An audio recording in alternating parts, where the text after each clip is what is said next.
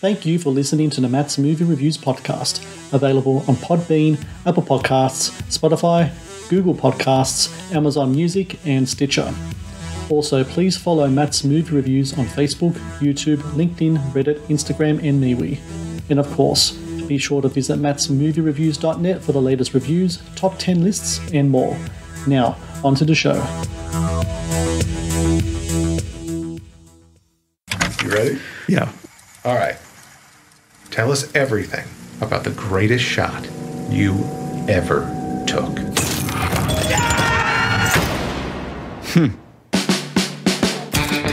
Roger Sharpe. I've always wanted to be a writer. Wife, girlfriend, Boyfriend. Divorced, actually. You should be happy. You finally wrote something important. So you're single. Welcome to GQ. a few of us are going for drinks. Actually, I have a date. This probably sounds weird, but I play pinball all the time. Helps me focus. Are you any good? It may be the thing that I am best at. Why are they taking the machines? We got busted. It never even occurred to me that the game was illegal. But for over 3 decades, pinball was banned in New York City. I want to show the city council members that they've had it wrong for all these years. Oh, you're a reporter? I just have a question about the pinball ban, sir. Somebody keep these damn kids away from me. We're going to set up a hearing, and we'd like you to come in to testify. You're going to play pinball at City Hall? I want to redeem the game. That is a game of chance. That is a game of skill. Well,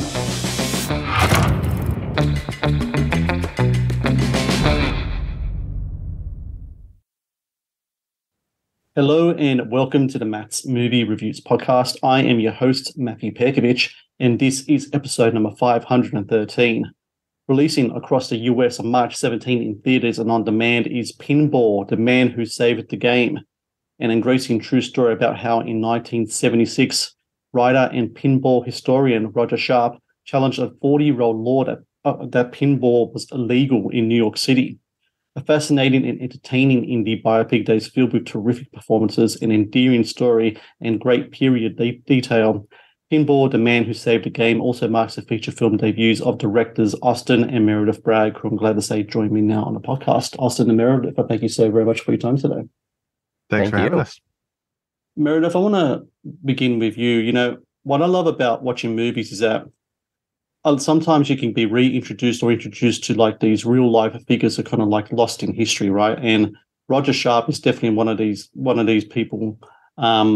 What was it about him that really kind of endeared to you to want to make a story? And did you know even that anything about Roger or the fact that pinball was illegal for such a long time in the state of New York City? Because to me, it's kind of mind-boggling to think about it, but it was quite a commonplace practice for like 30, 40 years, not only in New York City, but in other states as well across the US.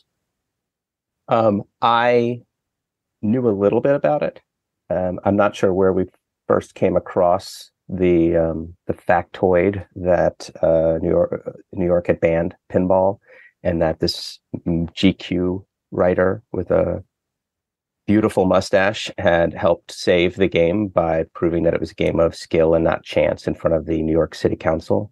But I didn't know that it was going to be a movie until I cold emailed Roger February of 2020 just to see if he'd talk. Didn't know if it was a short, a documentary, didn't know if it was anything, but it was a story that was on a long Google Doc full of other ideas that Austin and I have. And I don't know, it felt like something worth exploring. So he graciously got back to me. We got on the phone 3 hours later. When I hung up, I called Austin. I said, I think this might be a feature. He had told us about all the other things happening around his life that made it a little bit more universal. But we're not pinball people. This is a well-known story in the pinball community, but it was the fact that we now had an A and B plot and even sort of a C plot that we could mix into 90 minutes.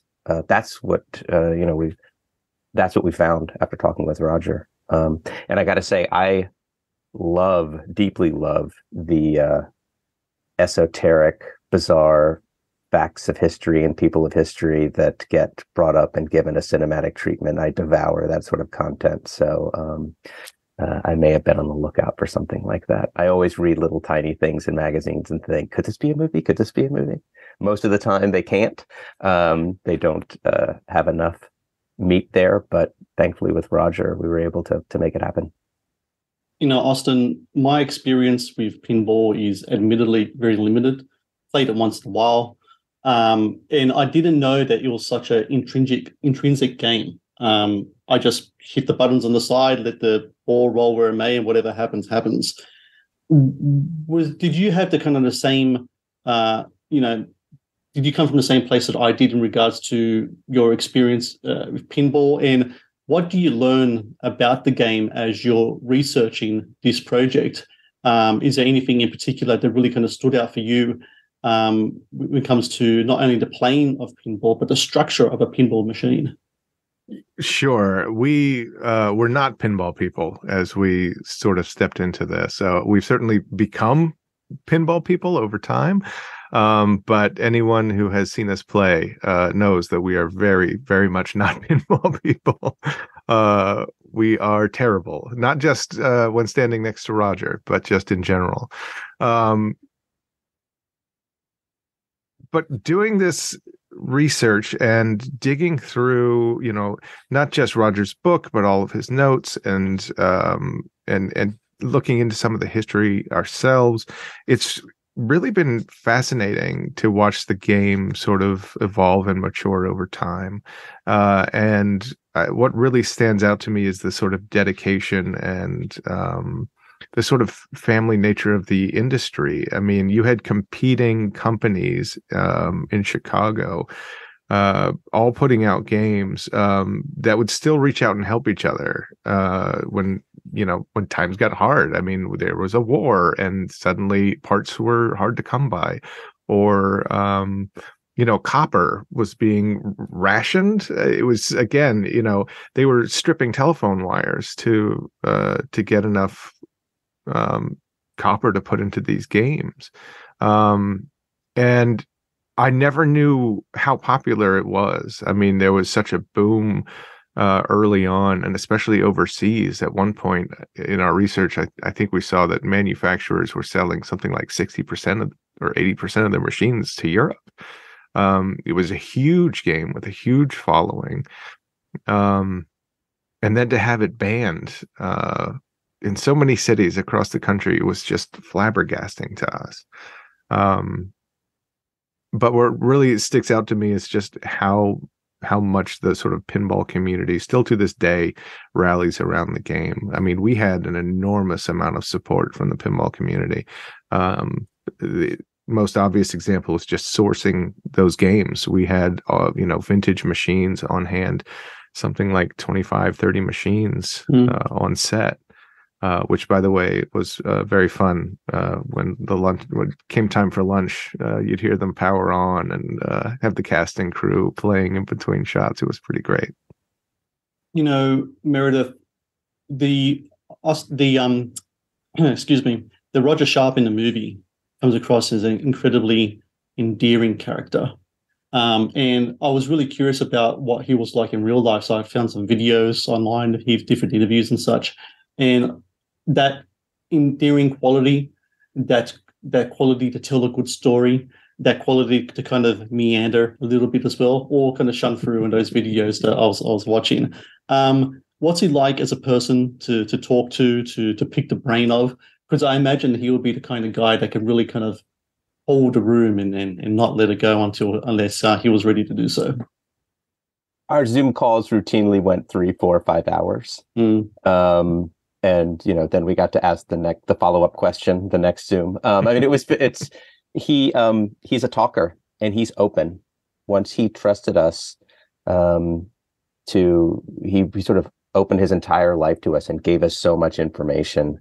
And we've made documentaries in the past, and this felt in some ways a little bit more like making a documentary than making a fictional narrative, because we had so much to work with. And really, we were whittling down what made the most sense for the story instead of the other way around where we needed to build something up. But Roger has been amazing, not just opening up his life to us. He helped source the machines that got into the film. He was adamant that the pinball be correct because he still works in this industry. So his sort of love and devotion to pinball is definitely something that comes out even today. And then also after the film, when we were going on festivals circuit, he's coming to the festivals. He's giving part, doing Q&As with us, and just supporting it online. And I mean, I don't think you could ask for a better partner, especially when early on in our conversations, you tell someone, hey, we want to make a movie about you, and it's going to be a comedy. That could be difficult to swallow at first. But he trusted us and really helped us hone the script to make sure the pinball was right. And most everything you see in the film, I would say about 90 to 95% of the plot points are 100% accurate. That's exactly what happened. We telescoped some time a bit, sort of pushed a couple things in. We even call out a couple times where the facts have been shifted a bit for a narrative needs. Roger's been great through the whole process. He's a friend now. And is it true, Meredith, that Roger does all of the pinball playing in the movie as well? He does most of the pinball playing in them. Yes. So the last day we were shooting pinball inserts. Austin because we could co-direct, it occasionally means that we will go with different units. So that just happened to be one of the days that we had a B unit. And I was with pinball inserts, and Austin was off directing, I think, most of the void older Roger material, and then an exterior we had to do a pickup on for weather purposes.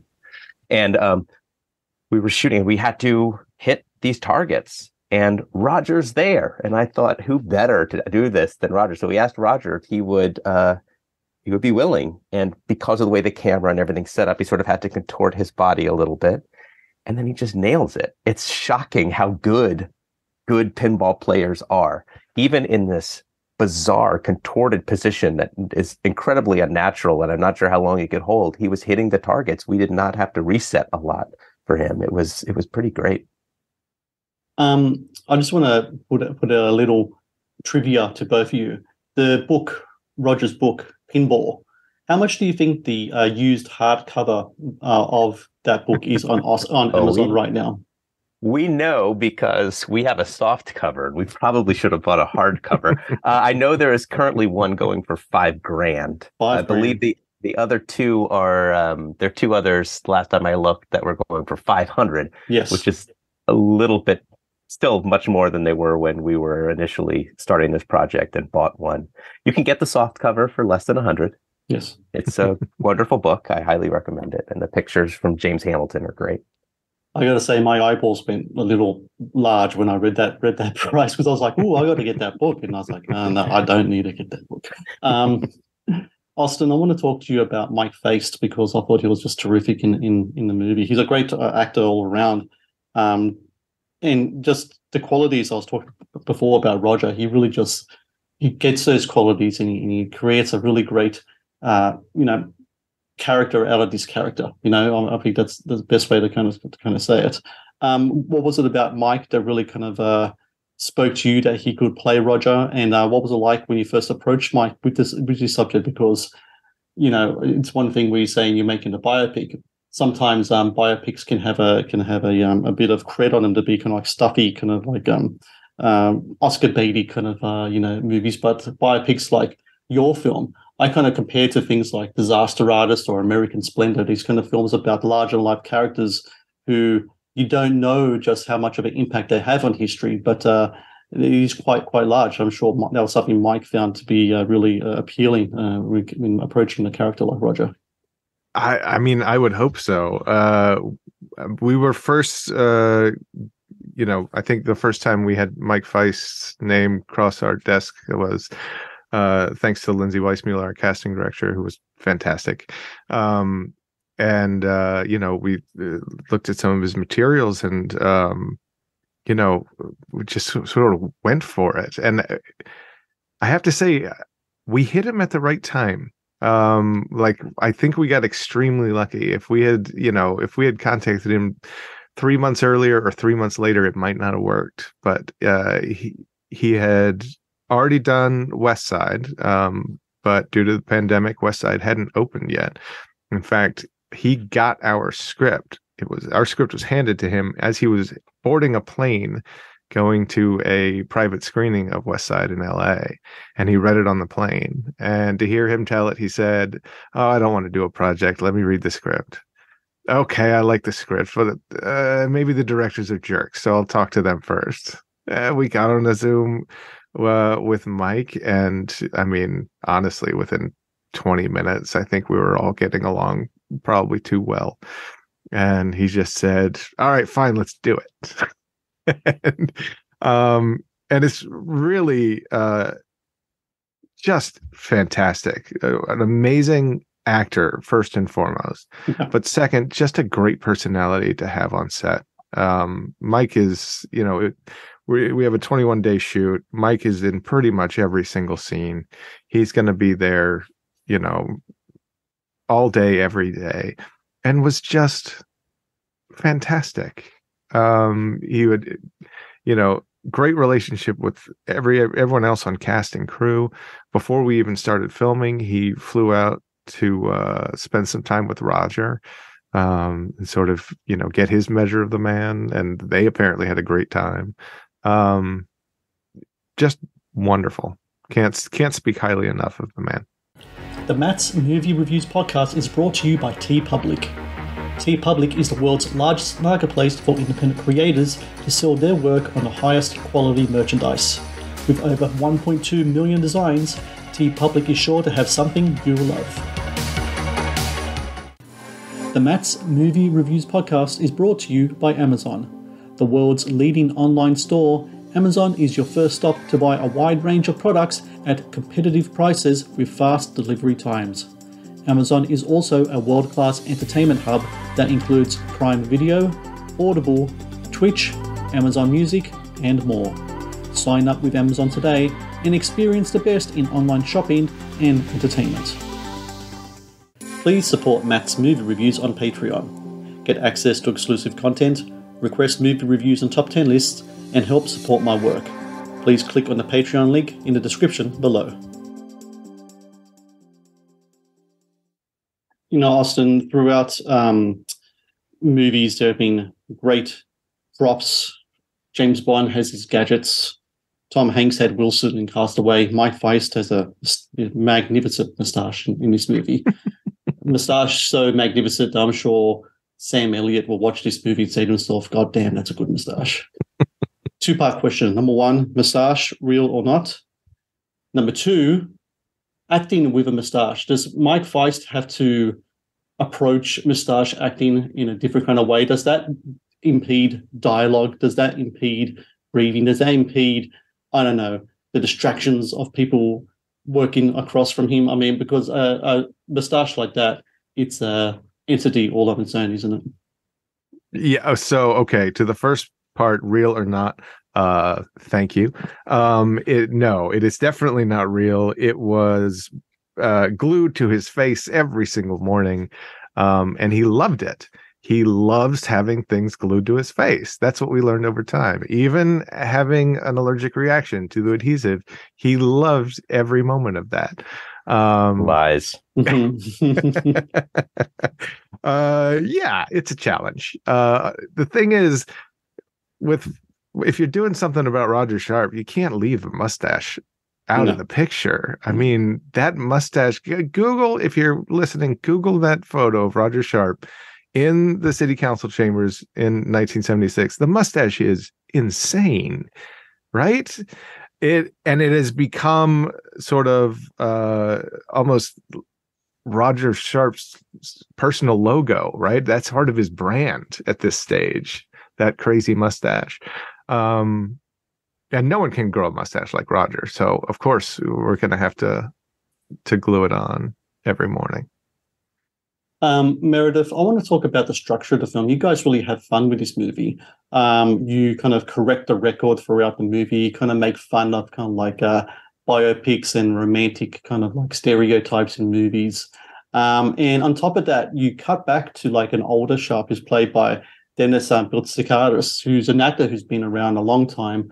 I think a lot of people, of course, remembered watching him back in Batteries Not Included, back in like '86, and talk about magnificent mustaches. I mean, that guy's had mustaches and beards and all sorts of stuff throughout his career. What was it like in regards to putting together the structure of the film? Did you know you guys really wanted to mess around with the film and go in and out into different kind of like points of view? You wanted to do the whole kind of record scratch kind of thing in there, have fun with music as well. Is that something that was always kind of like front of mind when putting this film together? Whenever you're doing a low budget indie, it's a pretty crowded marketplace, and we knew we had to do something different to make it fun, make it different. So I don't remember who came up with that idea. It may have been Austin. This is part of the issue with the way that we work, is we talk so much and we end up stealing each other's ideas to the point where we don't remember who actually first came up with it. But I immediately I loved the idea because it gave us a lot of freedom to play in ways that I hadn't seen before in a film, and especially in a biopic like this. And also because it mirrored a little bit of what we were going through as we were talking with Roger.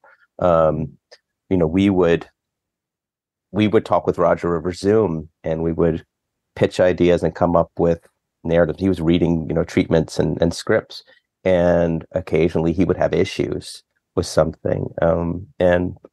Because we had Hollywoodized it a little too much, and we ended up having fun with that in a way that I thought helped both of us. It helped us create something that we felt moved along plot-wise and made sense thematically, but it also helped with his deep desire to get things right. The history is important is something that he says multiple times. And then it's also came from, again, I mentioned, I think that, I love these biopic movies. I gravitate towards them, but when it's done, I'm the guy that goes on Wikipedia and looks up what was correct and what wasn't, because I want to know the real history. And I don't begrudge anyone making, taking poetic license with something. I think you need to, because these are, but I end up using these as sort of gateway to learn the deeper history of something. So I enjoyed that aspect of it too. We could play around with that. But thank you. It's one of the decisions we made pretty early on that I think I'm glad we stuck with.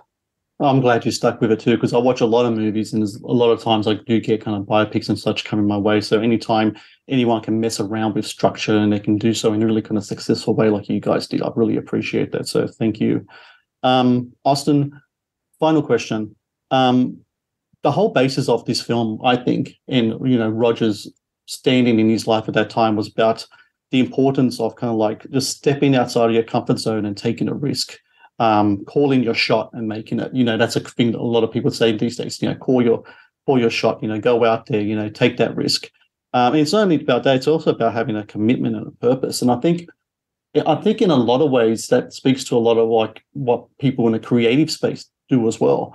You guys as filmmakers, I consider myself to be part of the creative space in some way in my writing and content creation as well.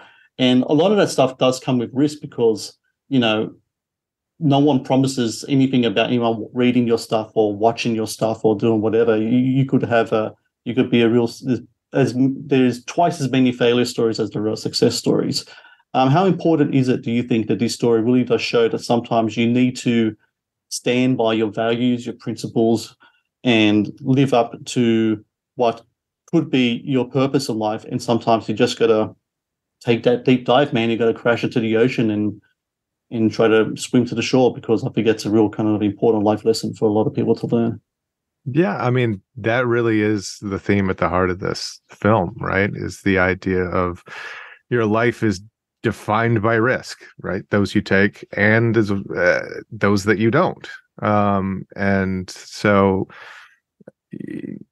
that was important for us to drive home in numerous regards, right? We have a lot of people taking risk. We have, some people who are averse to risks and trying to keep things safe and in control. And it's about finding a balance that works for you. But I mean, that really is the heart of it, whether we're talking about something as, seemingly small as a game of pinball or something as important as who you're going to spend the rest of your life with. That's, risk and reward. That's what this whole movie is about. And, I think we felt a kinship in a lot of ways as we were making this. We're telling the story of Roger going out on the limb in a couple different ways. But I think what resonated most with me was his book, right? He's stretching and trying to create this thing for his first book that he's going to put out there. And he finances himself, right? I mean, he's a struggling writer, doing all this stuff, doing a book on pinball. That takes balls, man. And here we are trying to make a film about that. So for our first feature. So, that's something that, we had to sort of embody ourselves and get out of our comfort zone and give it a try. Well, for everyone out there listening in the US, March 17 in theaters and video on demand, Pinball, The Man Who Saved the Game. I really recommend people check out this film. And if you have a chance, check it out in theater. Go to the cinema, watch this film there. Just as good on the small screen, but I do recommend people get out there because more people who watch indie films in the cinema, and more receipts we get there, the more indie films can get in the cinema. It's really important that I really stress that to people out there. And Austin and Meredith, I thank you so very much for your time today. I really like this film. I love this film. And I had so much fun watching it, and I can't wait to put up my review on this podcast so other people can get a chance to watch it as well. You guys did great work here. So thank you both for your time. And if you ever get like one of those ideas off that Google spreadsheet ready to up and running again and made, let me know because I'd love to talk to you guys again. It's been a pleasure. Well, thank you so much for having us. I'll just let everyone know if they want to know where it is screening or any of the news, they can go to pinballfilm.com. That's where we're keeping everything. And I'll make sure those links are up there with my review and podcast as well. Awesome. Excellent. Thanks, guys. Thank you so very much. Hey, thank you. This really appreciate it. Thank you for watching the Matt's Movie Reviews channel. Please subscribe for more reviews, podcast interviews, and exclusive content. Also, if you would like to request a review and support my work, please join my Patreon via the link in the description below.